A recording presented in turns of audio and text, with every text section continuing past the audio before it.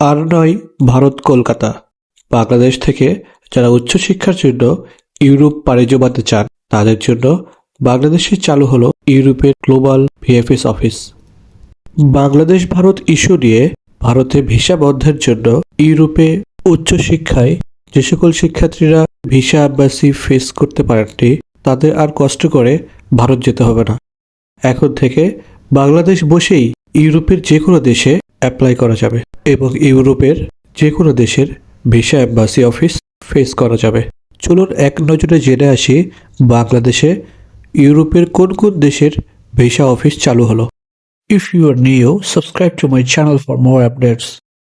1 নম্বরে আছে Finland, number 2তে আছে বেলজিয়াম, 3 নম্বরে আছে Latvia, number 4 Luxembourg, number 5 Iceland, number 6 Slovenia, number 7 Poland